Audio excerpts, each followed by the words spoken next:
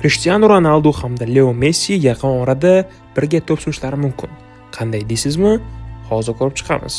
Portugaliyalik super yulduz Ronaldo ayni damda Saudiya Arabistoni Pro Ligasi vakili Al Nassr klubida to'p surmoqda.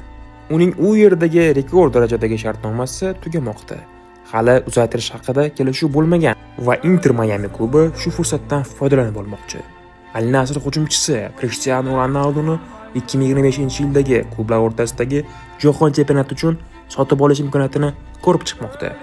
Manbalarga ko'ra, futbolchi turnir davomida Amerika klubiga o'tishi mumkin. Keyin esa Al Nassrga qaytib, shartnomasini uzaytiradi. Do'stlar, va nihoyat biz ikkala go'tni birga to'p surishini ko'rishimiz mumkin bo'ladi. Bu ikki daho bir-biriga qarshi necha marotaba o'ynashgan. El Clasico'larda necha marotaba uchrashgan. Biri Real Madridda, biri Barselonada.